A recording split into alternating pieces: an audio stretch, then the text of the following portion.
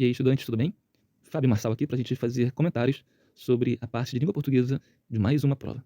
Hoje vamos ver a prova da Câmara Municipal de Maricá, prova para o cargo de Técnico Legislativo 1. Essa prova foi realizada pela banca IBAN. Vou deixar essa prova aqui na descrição, você vai poder baixá-la.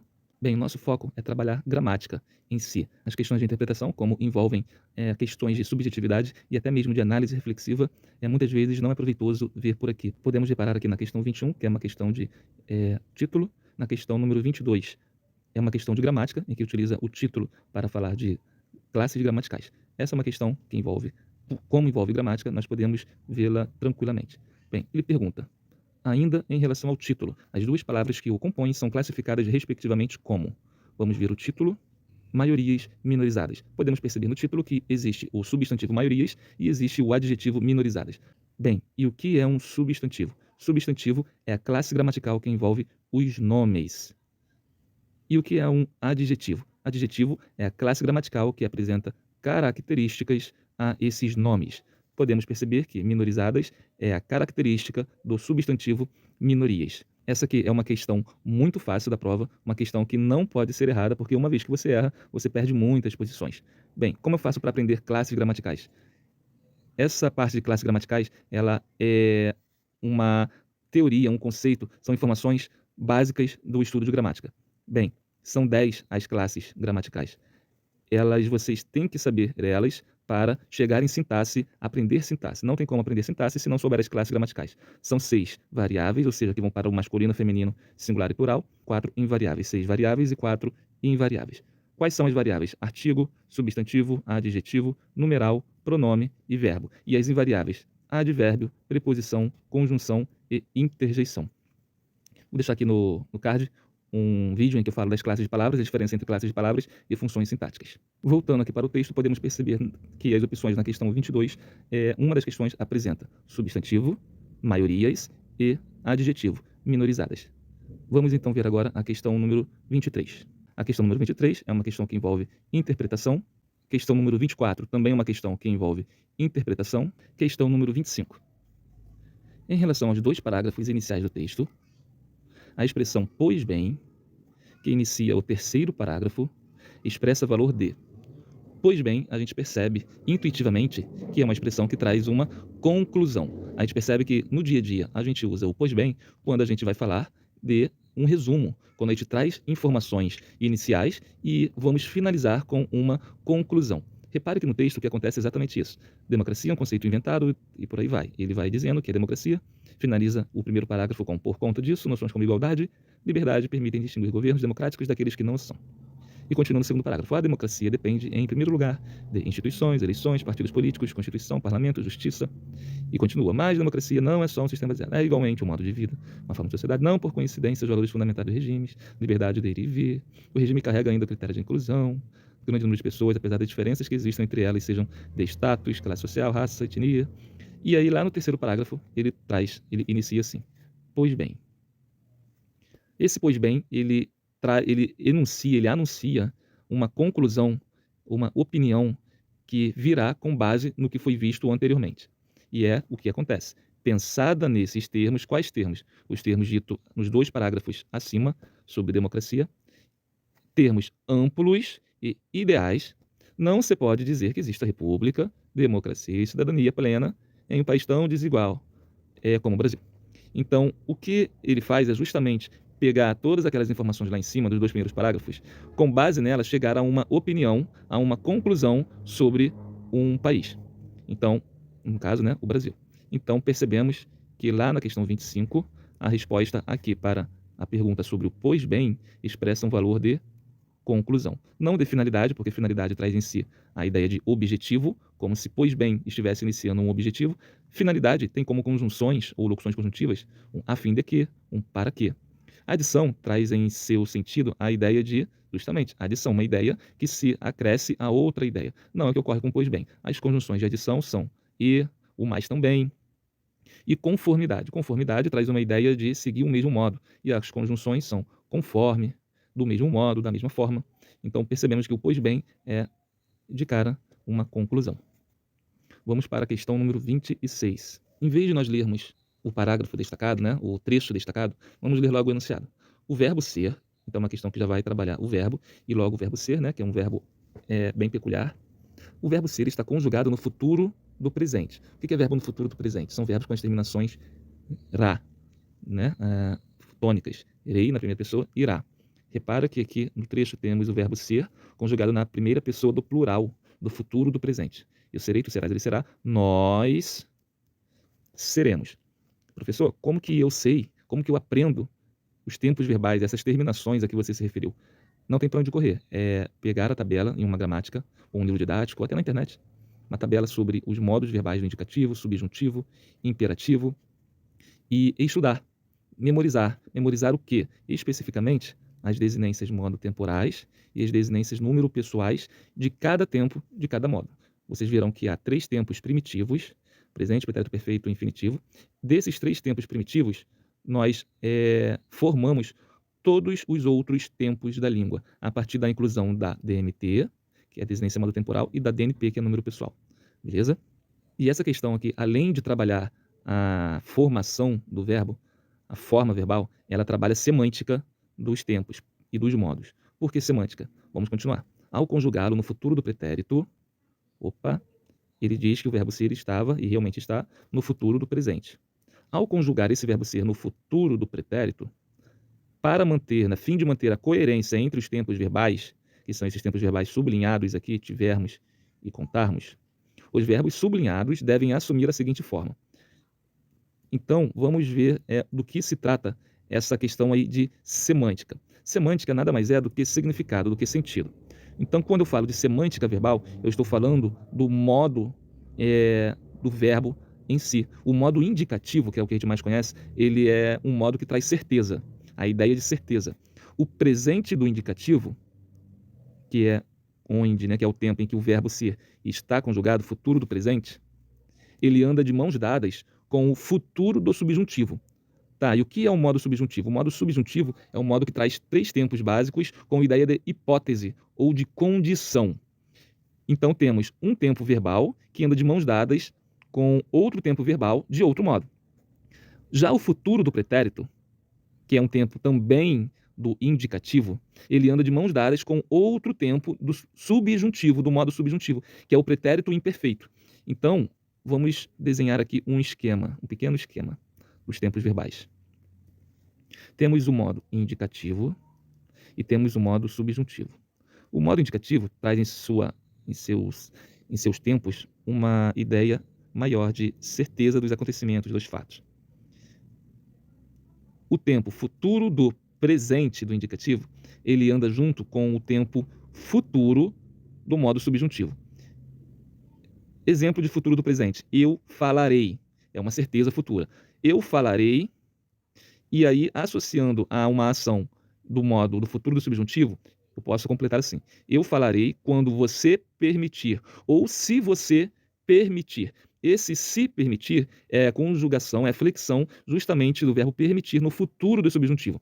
Quando eu permitir, quando tu permitires, quando ele permitir. Repara a ideia de hipótese. Quando nós permitirmos, quando vós permitirdes, quando eles permitirem. Já o futuro do pretérito, do indicativo, que tem a desinência modo-temporal uria, ele anda junto com o pretérito imperfeito do subjuntivo. Como que é a terminação de futuro do pretérito? Falaria. Eu falaria, tu falarias, a terminação uria. Ele falaria, nós falaríamos, vós falarias e eles falariam. O pretérito imperfeito é a terminação SSE, pretérito imperfeito do subjuntivo. Falasse, chegasse, andasse. Então, um verbo, por exemplo, eu falaria, futuro do pretérito, ele é conjugado, ele anda junto com esse verbo que termina em SSE do pretérito imperfeito do subjuntivo. Se você permitisse. Repara que o permitisse, ele dá a ideia de condição dentro do modo subjuntivo. Então, eu falaria uma certeza, eu faria isso, né? Eu trago essa certeza, essa afirmação, eu faria isso, futuro pretérito faria, se ou caso, aí entra o modo da hipótese, você permitisse, você deixasse, você autorizasse. E o futuro do presente, eu falarei, te dou essa certeza, essa convicção, é o modo indicativo, eu falarei quando, a ideia aí de hipótese, você permitir, que é o futuro do subjuntivo. Então, esses dois verbos andam juntos. Logo, como adequação dos modos verbais, como adequação dos tempos verbais, eu vou ter o seguinte: se no verbo ser, que lá no texto está no futuro do presente, nós seremos, é uma certeza, um futuro convicto, nós seremos quando, aí aqui temos um futuro hipotético, indicativo seremos, com subjuntivo tivermos. Seremos quando tivermos. Agora, se ocorre a passagem desse seremos para seríamos, que é o futuro do pretérito, é o que ele pede, ao conjugá-lo no futuro do pretérito, ao passar o seremos para seríamos, esses verbos, o tivermos e o contarmos, que estão diretamente associados com seríamos, passa para o pretérito imperfeito do subjuntivo, que é, como nós vimos, a terminação SSE. Nós seríamos se, olha o ser condicional aparecendo aqui, seríamos se tivéssemos e se contássemos. Vamos ver a opção em que apresenta justamente esse tipo de verbo. Seríamos, né? Nós seríamos se tivéssemos, está aqui, e contássemos, está aqui. Então, resposta, letra D. Questão número 27. Em relação ao início do quinto parágrafo, a frase citada expressa ideia de. A frase citada aparece aqui no final da primeira coluna. Com base no fragmento a seguir, responde as questões 27 e 28. Aliás, é possível dizer que negros e negras, mulheres indígenas, pessoas LGBT juntos, não são minorias. São maiorias, né? Maiorias pela lógica, porque a porcentagem, né, de população dentro desse grupo que ele traz é maior do que a população que ele exclui. São maiorias minorizadas, porém é uma maioria grande em número, porém minorizadas em direitos, segundo o autor. Ele quer saber qual a relação que essa frase, aliás, que começa por aqui, ela tem em relação ao quinto parágrafo. Vamos lá no quinto parágrafo, onde essa frase aparece, está aqui. Não existe, pois, então ele traz o quinto parágrafo, inicia o quinto parágrafo com uma afirmação. Não existe, pois, igualdade de direitos e muito menos de representação proporcional no Brasil. Aliás, é possível dizer, e aí quando ele traz esse aliás, ele está acrescentando uma informação, seja para contradizer, seja para explicar melhor, seja para acrescentar uma ideia. O que importa aqui, o que interessa verificar, é que esse aliás é um acréscimo de informação. Aliás, é possível dizer, e aí ele traz novamente o grupo referido, aqui em cima, juntos não são minorias, são maiorias minorizadas. Então, o que ele faz aqui é acrescentar uma informação sobre outra informação anterior. A ideia mais próxima disso é a de complementação, uma ideia anterior. Questão número 28. A oração sublinhada pode ser classificada como subordinada substantiva do seguinte tipo. Ele já traz praticamente toda a classificação, né? Bem, quando a gente vem aqui na frase, a gente percebe que há várias orações, claro. E o que é uma oração? Oração é uma frase que tem verbo. Temos aqui o é, em é possível, temos o dizer e temos aqui o são. Vemos no início dessa última oração, que é a são, temos o sujeito, né? Essa expressão inteira, que é o sujeito do verbo são. Minorias é o predicativo do sujeito. Essa oração, né, iniciada por esse sujeito aqui, ela tem como conjunção, como conectivo com a oração anterior, esse aqui. Esse aqui vai ser analisado de acordo com a palavra anterior, que é o verbo dizer. Então, é possível dizer. Quem diz alguma coisa. Dizer isto, dizer que. Quando a gente consegue fazer isso, pegar esse que e trocar pelo pronome isto, ou suas variações, disto, nisto, é porque este que está fazendo o papel de uma conjunção integrante, de um complemento, iniciando um complemento do verbo. Por isso que se chama conjunção integrante, porque o que vem depois dele, o que ele inicia, integra o sentido do verbo. Então, quando temos essa conjunção integrante, temos uma oração que é classificada como subordinada substantiva. E a classificação dessa subordinada substantiva vai depender da função sintática que toda essa oração aqui desempenha em relação à oração anterior. A oração anterior é o verbo dizer. São 3 orações. Essa é possível, a oração dizer e a oração que negros e negras, e aí vai até o minorias. Essa terceira oração, em relação à oração anterior, que é a do verbo dizer, ela tem a função sintática de objeto direto. Quem diz alguma coisa.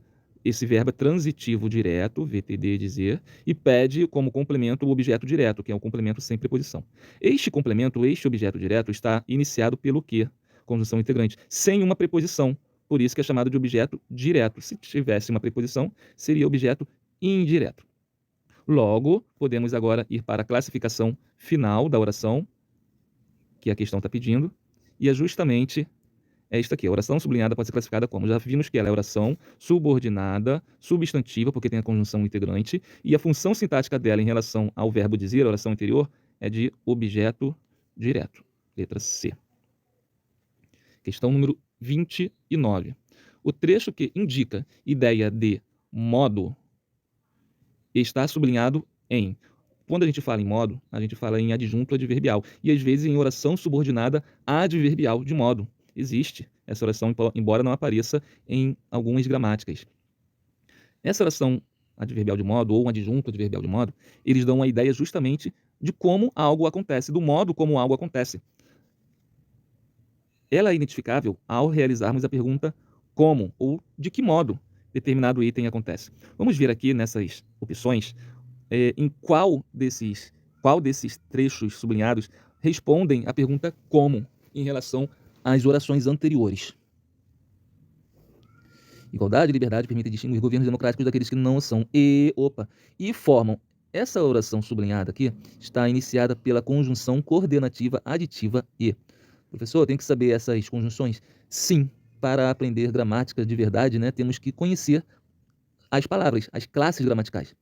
E dentro do conteúdo da teoria de sintaxe, as conjunções são fundamentais. É necessário que a gente conheça as conjunções paradigmáticas ou padrões de cada classificação, porque elas vão nos ajudar a acertar as questões, a definir a semântica, a definir o sentido da oração na frase.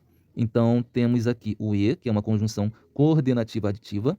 Quando vocês estudam lá as conjunções, vemos que existem orações coordenadas. E as orações coordenadas, que são 5, existe uma que chama aditiva. E essa oração coordenada aditiva, ela tem como conjunção o E.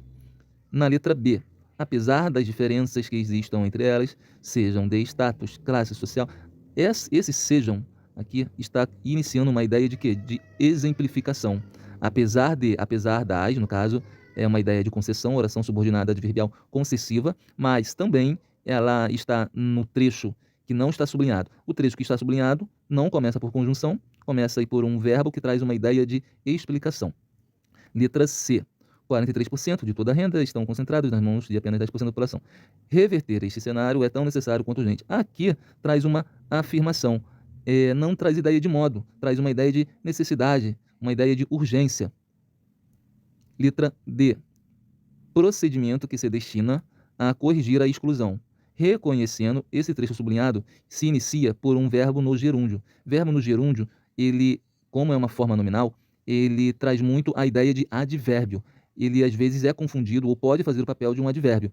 E um advérbio de quê? Um advérbio justamente de modo, respondendo à pergunta como. Procedimento que se destina a corrigir a exclusão.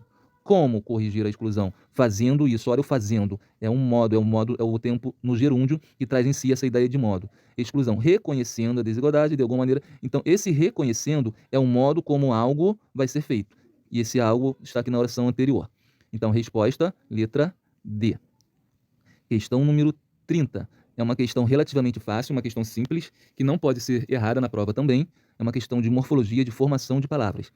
Quando você estuda morfologia, você encontra os processos de derivação e de composição. No processo de composição de palavras, temos uma chamada composição por justaposição. Temos também a derivação por hibridismo. O que é hibridismo? É mistura de radicais ou de palavras de línguas diferentes. Por isso se chama hibridismo. É algo híbrido, algo misturado. E a composição por justaposição é quando há duas palavras que se juntaram e se formou uma outra palavra. Vamos ver aqui em soberania. Soberania vem de soberano, um adjetivo. E soberano é uma palavra em si. Soberania é o substantivo. Essa terminação ia, ela aparece aqui para criar um substantivo em cima do adjetivo soberano. Como cidadania, como democracia, aparece o ia. Então, aqui é uma derivação sufixal formado de apenas uma palavra. Na letra C, temos profundamente. Profundamente vem de um adjetivo, profundo ou profunda, e um sufixo mente. O sufixo mente é formador de advérbio. Mente, nesse sentido aqui de sufixo, ele não é palavra, ele é apenas uma partícula, assim como ia, né? Um sufixo que acrescenta um sentido ao verbo, trazendo a mudança de classe gramatical. Desproporcionalidade. Desproporcionalidade vem da palavra proporção. Uma única palavra que, quando eu acrescento um prefixo, que é o elemento que vem antes, e o sufixo proporcional mais idade, proporcional, idade, aparecem aí outras significações para essa palavra proporcional. O que acontece é que entra apenas prefixo e apenas sufixo, não entra outra palavra. Já em democracia, que é a letra B, podemos perceber que existem aqui duas palavras, porque são de línguas diferentes, demo e cracia. Demo significa povo e cracia significa governo. São duas palavras diferentes que se juntaram e se criou uma outra palavra. Se são palavras diferentes, possuem radicais diferentes. O que é radical? É a parte básica da palavra. Na palavra aluno, temos radical alum e temos a vogal temática o. E quando eu quero transformar em aluna, eu acrescento a desinência de gênero a, mas o radical permanece. Se eu acrescento mais sufixos, alunos, no caso aqui desinência de número, plural, s, então continua sendo em cima de um radical apenas, aluno. E só vou acrescentando alunado, por exemplo, conjunto de alunos. Então é apenas um radical. Já em democracia são dois radicais. Por isso a resposta é a letra B. Pessoal, obrigado por acompanhar, obrigado pela confiança no trabalho. Qualquer dúvida, pode deixar aqui embaixo, comenta, se inscreve, compartilha, curte aí para receber mais questões de gramática de língua portuguesa, questões comentadas, não só as questões, as respostas certas, mas também por que as erradas são erradas. Essa é uma ótima forma de estudar e se preparar. Grande abraço, bons estudos, sucesso nas provas, Deus te abençoe sempre.